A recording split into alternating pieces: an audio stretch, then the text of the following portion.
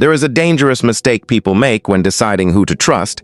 They look for obvious dishonesty, a lie, a betrayal, a broken promise. But the people you should be careful with are not always the ones who openly deceive you. Sometimes, the warning signs are much quieter. They appear in the way someone reacts when they are wrong, how they talk about people who are no longer useful to them, how they handle your boundaries, or how quickly they try to become important in your life. And the uncomfortable part is this. You can notice these behaviors and still choose to ignore them. Why? Because when we like someone, our mind doesn't always search for the truth. It often searches for evidence that confirms what we already want to believe. That's confirmation bias. If you've decided someone is a good person, you'll naturally notice the moments that support that belief and explain away the moments that challenge it. So this isn't about becoming suspicious of everyone.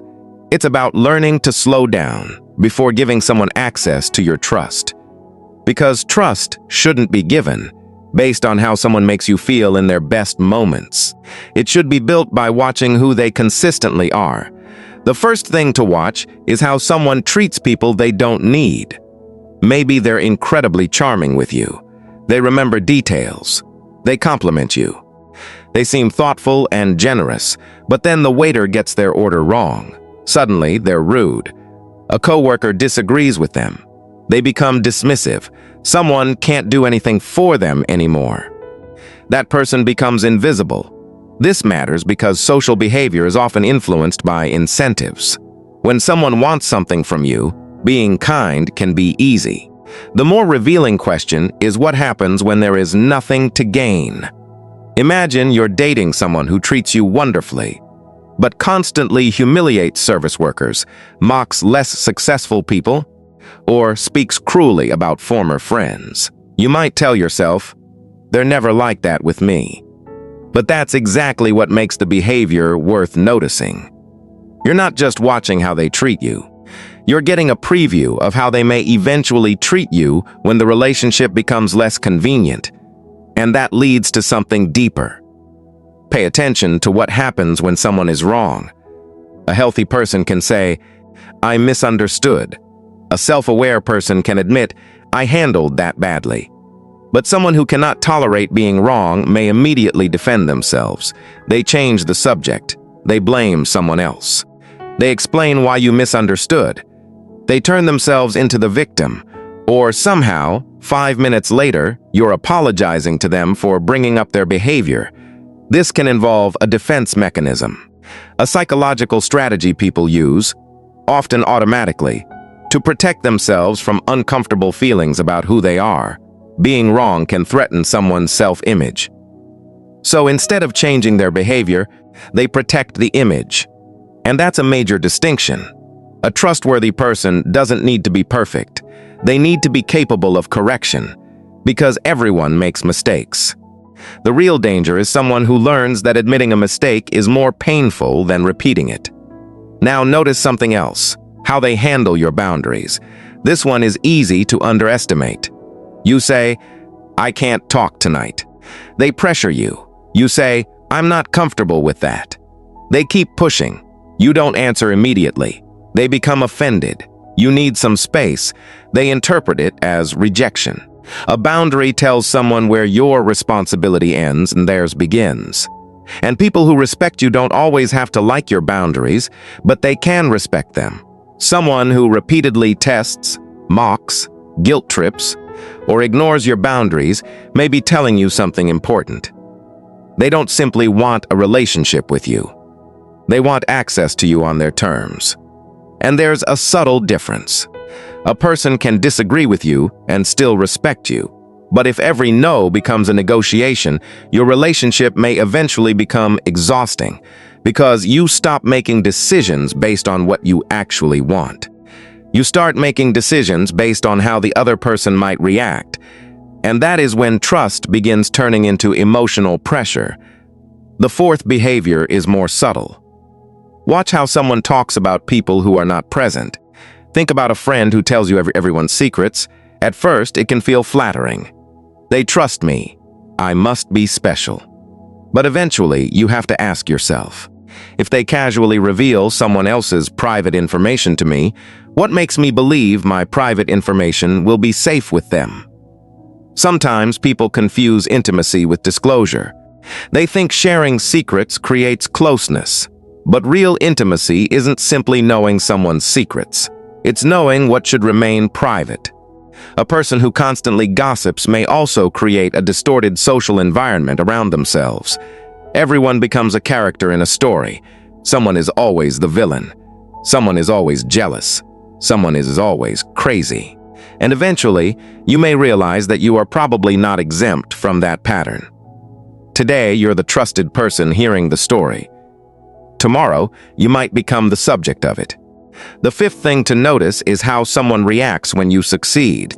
This one can reveal emotions people don't openly admit. A genuine friend can celebrate your success without needing to make it about themselves. But an insecure person may respond differently. They minimize it. That's not a big deal. They immediately compare themselves to you. Well, I did something similar. Or they become strangely distant. Sometimes they even find a way to criticize the very thing they once encouraged you to pursue. Why? Because your success can activate social comparison. When people evaluate themselves partly by comparing their lives with others, someone else's progress can unintentionally become a reminder of what they believe they lack. That doesn't automatically make someone bad. Insecurity is human, but there's a difference between feeling envy and behaving destructively because of it. A trustworthy person can feel envy and still choose kindness. An unsafe person may turn their discomfort into sabotage, discouragement, or subtle competition, and that brings us to the sixth behavior. Be careful with people who need you to trust them quickly. This can sound strange. Why would someone wanting your trust be a warning sign? Because genuine trust usually develops through repeated experience. You observe someone, they observe you. You disagree, you repair. They keep their word. You see how they behave under pressure. Trust grows slowly because your brain is collecting evidence. But someone may try to skip the evidence. They tell you deeply personal things almost immediately. They call you their best friend after knowing you for a short time. They say, "I've never felt this connected to anyone." They expect loyalty before they've demonstrated reliability. Or they become offended when you say you need time. This can create artificial intimacy. You feel close before you've actually had enough experience to know the person. And once you emotionally invest, confirmation bias can take over again. Now you're no longer asking, "Who is this person?" You're asking, "How can I explain the things that don't fit the person I already believe they are?" That's why one of the most important rules of trust is surprisingly simple. Don't judge people only by their intentions. Watch patterns. Anyone can have a bad day. Anyone can become defensive once. Anyone can say something insensitive. One moment doesn't define a person, but repeated behavior tells you much more. If someone repeatedly violates boundaries, repeatedly blames others, repeatedly mistreats people beneath them, repeatedly betrays confidence, repeatedly competes with your happiness, or repeatedly demands trust without earning it, stop treating each incident like an isolated event. Look at the pattern, because trust isn't about predicting whether someone will ever hurt you. Nobody can guarantee that. Trust is about deciding how much access someone has earned based on the evidence you've actually seen. And maybe that's the biggest mistake we make with people. We give them the benefit of the doubt, which is healthy, but sometimes we give them the benefit of the evidence. We see the red flag and explain it away. We hear the contradiction and ignore it. We notice how they treat others and assume we'll always be different. We confuse chemistry with character. We confuse confidence with honesty. We confuse vulnerability with intimacy. And sometimes, we trust the version of someone we hope they'll become instead of the person they've consistently shown us. So don't become paranoid. Don't assume every imperfect person is dangerous. And don't demand perfection before allowing anyone close. Instead, slow down. Observe. Let time reveal what charm can hide. Watch how someone behaves when they're angry. disappointed, embarrassed, corrected, ignored, or given nothing in return, because character is rarely revealed when everything is going their way. It's revealed when their ego is challenged, their patience is tested, and their interests conflict with yours.